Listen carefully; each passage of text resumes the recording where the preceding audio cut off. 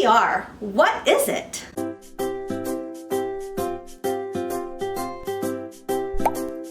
Hello heroes, I'm Hope with Magic Ears.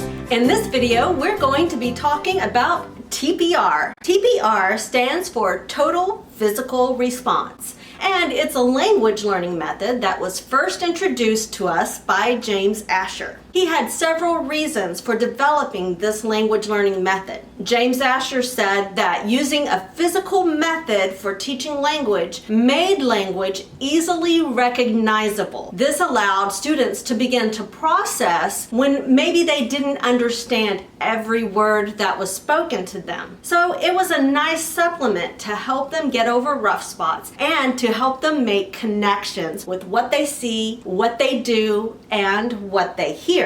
Originally, TPR was an entire learning method, and it was not combined with other methods like student speaking, student answering questions, student writing, or student reading. It was only a total physical response. Here's how it worked. I'll give you an example in Spanish because that's my second language. When I was learning Spanish, my teacher would say, "Párate," and she would stand up, and she would motion for me to stand up, and I would stand up. I'm thinking, what does párate mean? I couldn't even produce that sound in my head or even separate out the sounds that made that word, but I began to associate standing up with the word párate. I eventually learned that párate means stand up. This was how original TPR, or total physical response, was used. The teacher would indicate what to do and the students would do it. So essentially it was an association method, a very natural way of learning to hear something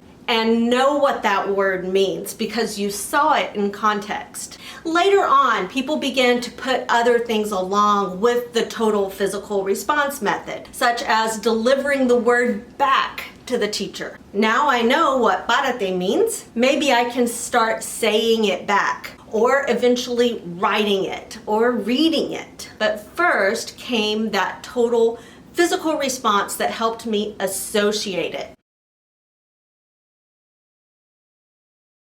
In today's ESL world, there are lots of ways that we think about TPR. One of them is the total physical response, where we say things and get the students to do them with us. For example, if we have the word run in our class, we might say run and encourage the students to get up and run. We have so much fun doing this that we sometimes forget that this is not just about student engagement, but it's about making that association between the word run and this action that our bodies are doing. It's a really foundational way to concrete meaning with action. There are many definitions of TPR in today's online ESL teaching world. Sometimes we do ask for a response, but other times when we talk about TPR in this industry, we're talking about a sort of sign language where the student would witness the physical movement but not necessarily repeat it. There are different times and different situations for using the various methods of TPR.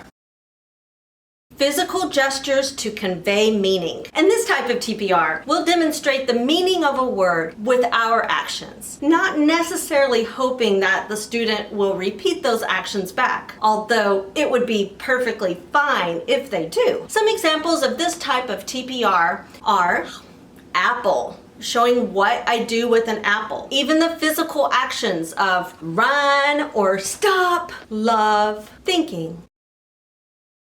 Physical gestures for instruction. At Magic Ears, we have 3 basic TPR gestures that we use to instruct our students. They are the cupped ear, which means say something back to me, watch my mouth, or say carefully, or good job when we, as the instructor, tell the student that they did well. These TPR gestures are specifically required by Magic Ears because all of the students learn these very quickly and they can understand exactly what we mean when we use them. Physical gestures used for instruction help students know what is expected and encourage the students to do their best in class.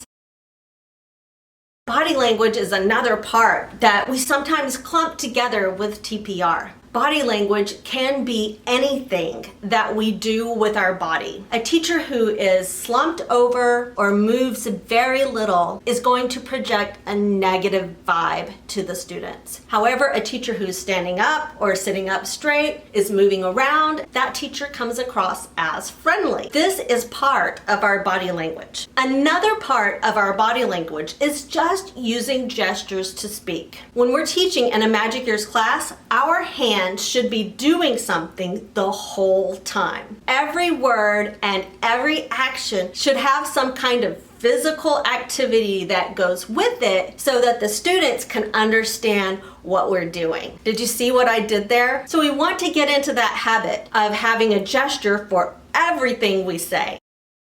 What kind of TPR do you use the most? And what kind are you still working on? We'd love to hear from you in the comments below. Thanks for watching. See you next time. If you haven't already subscribed to our YouTube channel, please click Bonnie to subscribe and check out this next video we have for you.